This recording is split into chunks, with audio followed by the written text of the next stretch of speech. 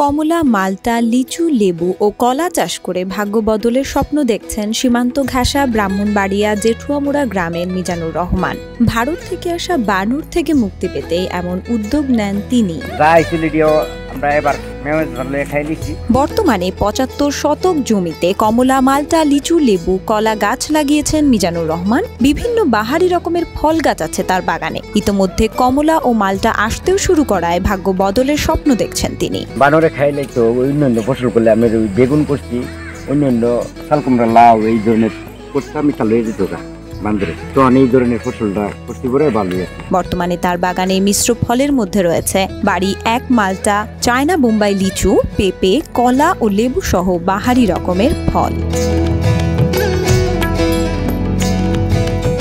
চলতি বছর থেকেই তিনি বাণিজ্যিকভাবে এসব ফল চাষ শুরু করেছেন। এতে খরচ হয়েছে প্রায় ১,৫০,০০০ টাকা। আর মাত্র কয়েকদিন পরই বাগান থেকে কমলা, মাল্টা সহ এসব মিশ্র ফল বিক্রি করার আশা করছেন তিনি। বর্তমান বাজার মূল্যে উৎপাদন ব্যয় বাদে ৩-৪ গুণ লাভ হবে বলে জানিয়েছেন ফল চাষী মিজানুর রহমান, এবং সরকারি সহযোগিতা পেলে বাণিজ্যিকভাবে আরো ভালো করতে পারবেন বলে আশা করছেন তিনি। লাগাইছি আপনার লিচু লাগাইছি, তারপরে আপনার সাইডে দিয়েছি লেবু ওই বেড়ার লাগিয়া। এই মালটার নাম হচ্ছে আপনার বাড়িওয়ান।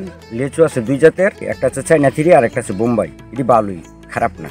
এই একবার আইছে লিচুটা, আর মালটাটা আইছে ২বার। আর সামনের দিকে এখন তো আইবই ৭৫-৭০ জায়গা ১,২০,০০০ টাকার মতন খরচ হয়েছে। সামনের দিকে ৫০,০০০ টাকা এরপরে আবার বাড়বো, বছর বাড়বো। এই আর ১০ বছর হইলে জমিদার বস্তা চারার বস্তা ফসলটা ভালো হইবে।